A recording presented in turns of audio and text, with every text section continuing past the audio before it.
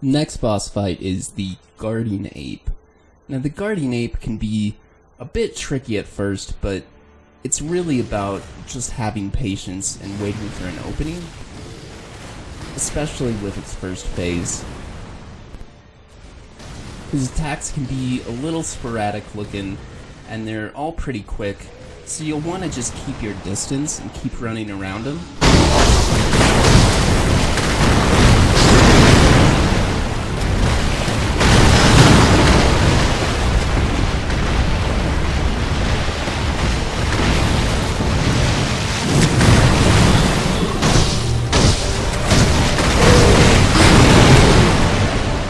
One move that you will want to lure the Guardian Ape into in his first phase is the poop throw.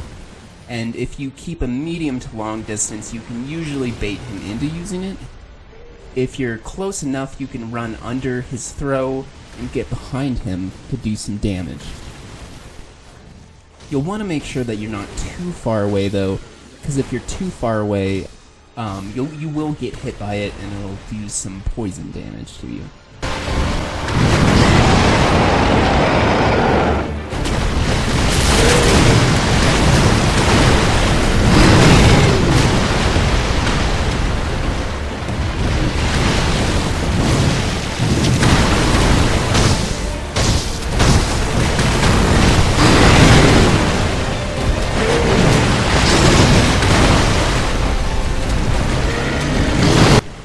He does have a perilous sweep in his first phase, but this can be easily avoided by just keeping your distance or jumping back.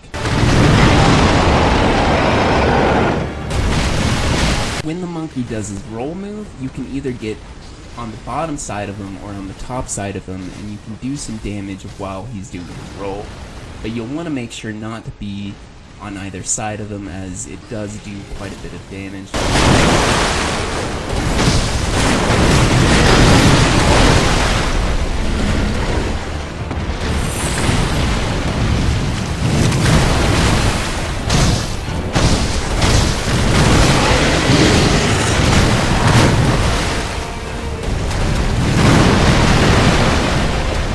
After the monkey's taken some health, he'll do a perilous dive roll at you, and this is actually a great move to bait him into to get some damage because it's pretty easy to dodge. If you hit the Guardian Ape enough, you can stun him.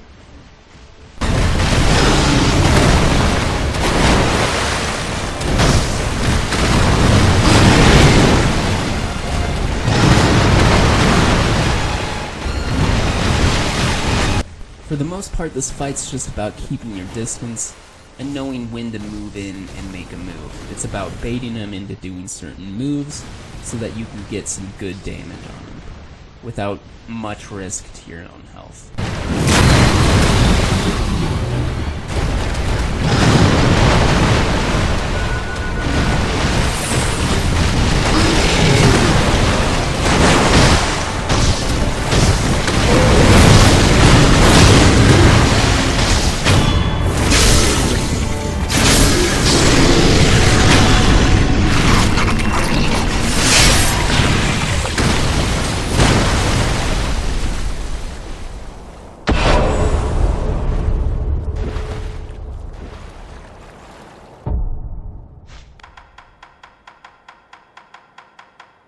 For his second phase, there is a method of using the spear.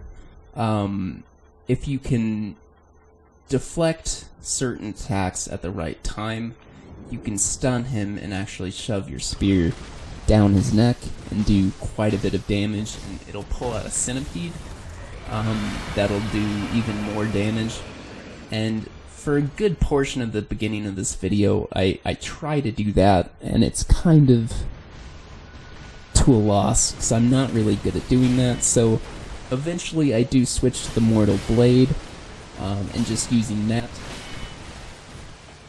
and that's how I would recommend doing it. It's pretty easy to take him out that way if you do have the Mortal Blade by this point.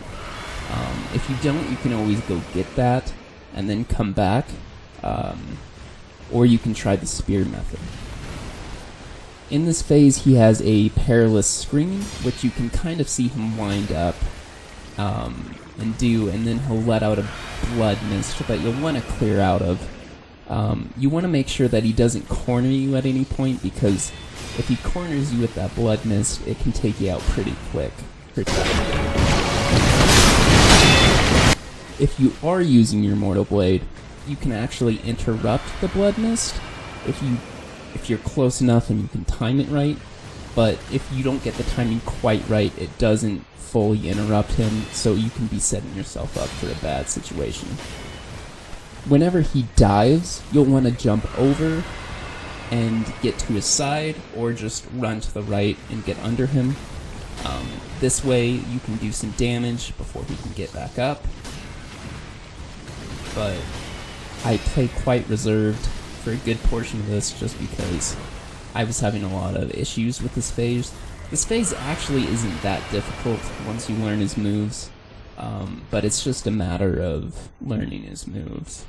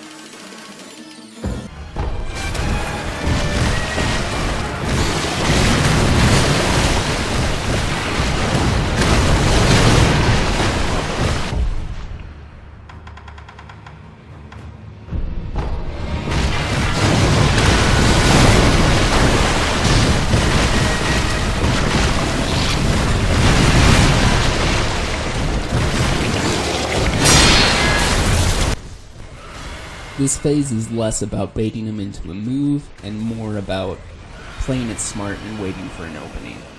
Now, you do want to still keep sort of a distance, probably about a medium distance, and be sure to look out for his perilous moves, especially the Scream, but that one has a good amount of build up to it, so you can usually clear that pretty easily.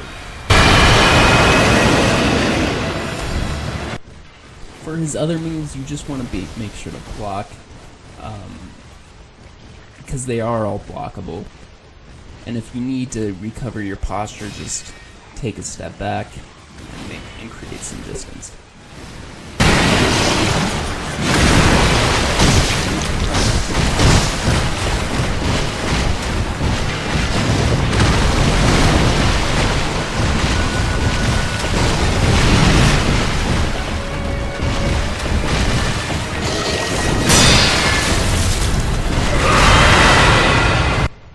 Some of the best moves to attack on is whenever he uses his diving move, or again with the Mortal Blade, if you're close enough before he does the Scream.